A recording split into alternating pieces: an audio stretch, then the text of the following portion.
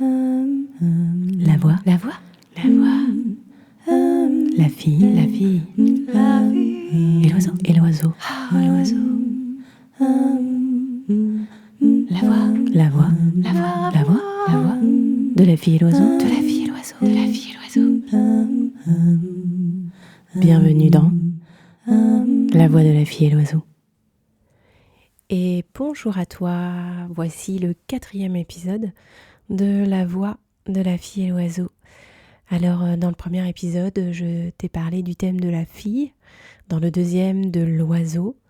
Dans le 3e épisode, j'ai tiré au sort le thème exploration. Et nous voici à l'aube du 4e épisode. Nous sommes donc le 22 décembre.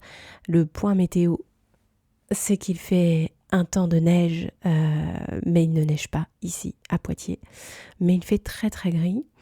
On sent que le temps se ralentit. Je ne sais pas comment toi tu vis cette période, surtout au moment où tu vas écouter ce podcast, puisque je n'ai toujours pas décidé du jour où j'allais commencer à diffuser les épisodes, mais peu importe, c'est pas grave. Donc voilà, je suis dans mon bureau avec un petit peu une nouvelle installation, parce que hier j'ai utilisé mon micro pour travailler la voix, pour travailler le chant, improviser. Du coup là, je me suis créé un peu une nouvelle composition, une nouvelle configuration. Donc toujours dans cette idée de podcast, eh bien, c'est de te proposer un thème que je tire au sort, un thème qui me parle évidemment et sur lequel eh bien, je vais te raconter des anecdotes, des pensées, des réflexions, des liens avec mes arts et voilà. Donc c'est parti. Alors je tire le message, le petit mot. Hop, voilà, j'ai un petit mot.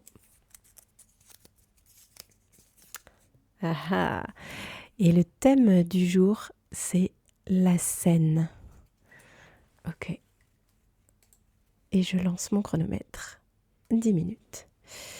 La scène. Ah là là là là. C'est un vaste sujet que la scène. Cette année, je l'ai beaucoup, beaucoup exploré. C'est vraiment un endroit sur lequel j'ai envie d'être souvent. Mais d'où ça me vient cette histoire de scène ? En fait, quand je pense à la scène, je pense tout de suite à lorsque j'étais enfant. En fait, j'ai pas mal de photos de moi, enfant, sur la scène de la salle polyvalente du village de ma grand-mère, dans laquelle nous faisions nos repas familiaux chaque année. Et pour moi, cette scène, elle est vraiment symbolique parce que ma sœur et moi, on préparait des spectacles, on pourrait dire comme de nombreux enfants.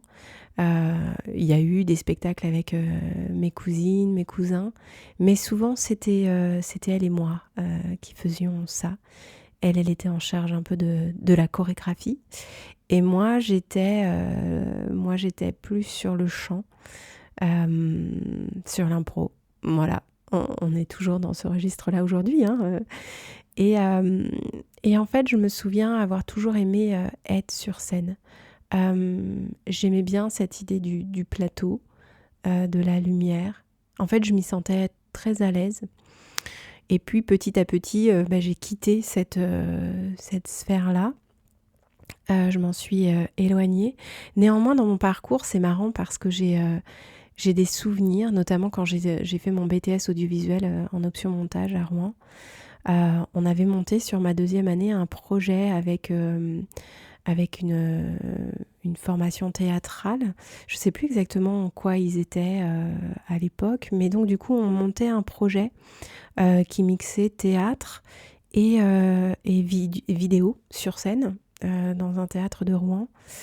Et en fait, je me souviens que j'observais beaucoup les comédiens, les comédiennes sur cette scène. Et je me souviens avoir fait des impros caricaturales de ces comédiens, puisqu'en fait, ils jouaient, eux, des extraits de films, comme les Tontons Flingueurs, enfin, il y avait plein d'extraits de films, plutôt tendance nouvelle vague, Ouais, il y avait plusieurs choses. Ma mémoire un peu se mélange sur cette thématique. Néanmoins, je me souviens d'une scène des Tontons Flingueurs qui était jouée par plusieurs nanas. Et j'avais tellement adoré une des comédiennes que dans son jeu, hein, j'entends, qu'en fait, malgré moi, j'avais appris son texte, j'avais capté ses attitudes. Et en fait, lorsqu'on faisait des pauses et que les comédiens n'étaient pas là, et bien sur scène, moi, je rejouais pour faire rire mon monde, et bien la scène en question. Tant et si bien que à la fin du projet, quand on a eu un repas, une soirée tous ensemble, on m'a dit: «Ah mais on a ouï dire que, Aline faisait des impros» et là je me suis un peu décomposée. Il a fallu quand même que je fasse. Du coup je me suis pas débinée, mais j'avoue que j'étais pas hyper à l'aise puisque ces petites impros que je faisais, elles étaient avec mes copains, copines du BTS, quoi. Je me sentais un peu, vachement à l'aise par rapport à ça. Ça me rappelle beaucoup de souvenirs, cette étape. Et la scène, pour moi, voilà, c'est des souvenirs comme ça, et avec une dimension de la majorité. Je pense même à chaque spectacle que j'ai pu aller voir. Il n'y a pas, je crois, une seule fois où je me suis pas dit et si c'était moi sur cette scène, comment ça ferait.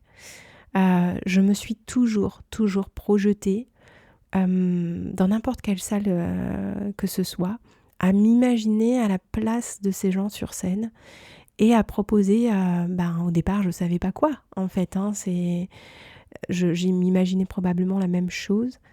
Et puis petit à petit, là, avec tous mes projets à moi qui se développent, eh bien aujourd'hui je travaille sur ce que j'ai véritablement envie de donner, de transmettre, de partager dans mes arts. Ça s'affine, c'est en train de se construire.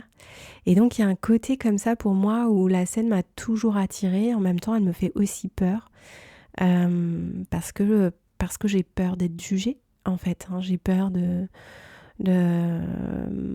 recevoir à la fois entre guillemets l'amour d'un public et en même temps la haine d'un public. C'est là où la scène peut avoir un peu son revers, sa difficulté, son revers de médaille, pardon, je termine mes phrases quand même. Mais la scène pour moi c'est vraiment un terrain de jeu sur lequel je peux m'autoriser à être une foule de personnages tout en gardant l'authenticité de qui je suis. C'est là où aujourd'hui je travaille pour trouver vraiment ce qui m'incarne vraiment, ce qui me correspond vraiment à partir de mes arts à moi. Mais voilà, ça m'a toujours, c'est toujours en moi ce truc d'aller sur une scène et puis en fait de me dire mais moi je m'y vois bien. D'ailleurs après le TED, on est allé au cinéma en famille au TAP de Poitiers et en fait le film qui était projeté dans la salle de spectacle et donc l'écran arrivait à moitié du plateau et là je dis à mon compagnon, je dis on est d'accord?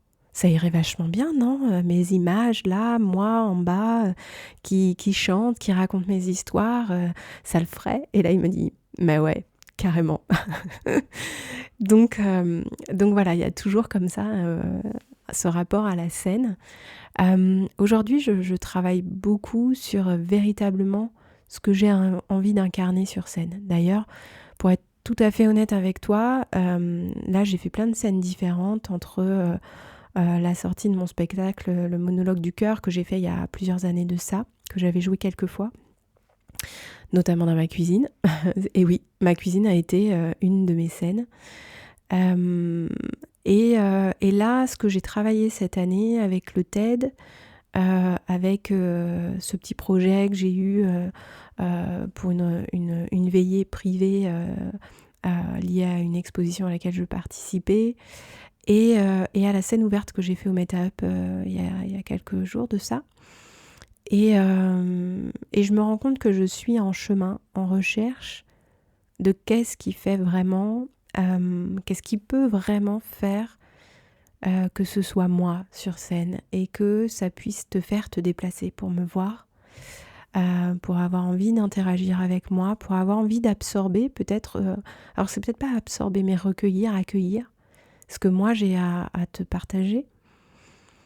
Voilà, et j'en parle un petit peu tous les soirs là avec mon compagnon parce que je sens qu'il y a quelque chose qui a envie en moi, qui est aujourd'hui beaucoup plus à l'aise sur la scène, à lire mes histoires par exemple.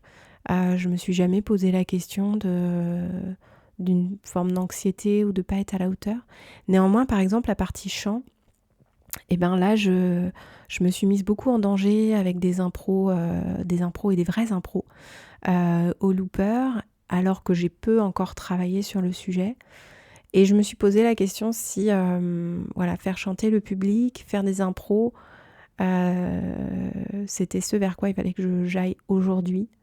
Je pense que je dois travailler encore sur ça et je dois surtout prendre confiance. Mais ces dernières scènes, je me suis sentie plus vulnérable que je ne l'ai été jusqu'à présent. Et pourtant, vraiment, j'ai quelque chose de profondément lié à cette scène et à ce que j'ai envie de partager, inspirer, emmener, voyager. Il y a aussi cette idée de comment on remplit cette scène quand on est seul. Ces derniers temps, à chaque fois, pourtant, mes scènes, je crée toujours un petit cocon. Il y a le paravent de ma grand-mère, il y a le tapis offert par ma belle-mère, il y a des éléments de mon studio, tout a un peu un sens dans les meubles, les objets qu'il y a dans mes scènes. Et là, ces derniers temps, j'ai été, entre guillemets, dépouillée de tous ces petits éléments qui étaient rassurants pour moi. Et ça m'a posé question, parce que du coup, là, je me suis sentie vraiment dans une forme de vulnérabilité totale. Et ça m'a posé question. Je me suis dit, mais est-ce que j'ai vraiment envie d'être aussi, je sais pas comment dire, vulnérable, aussi à cœur ouvert. En même temps, c'est très intéressant. Ah, et voilà, c'est terrible, il va falloir s'arrêter. Pardon.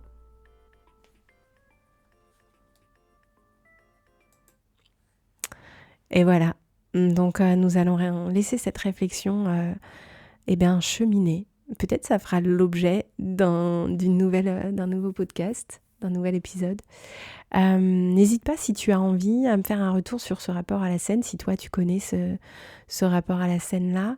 Et puis si tu as un thème que tu voudrais me partager, en sachant qu'évidemment ce sera un peu différé, mais n'hésite pas à me le partager en commentaire. À m'envoyer un petit message pour savoir si ce format de podcast il te parle. Sur ce, je te souhaite une belle journée et je te dis à très bientôt pour le prochain épisode. Bye.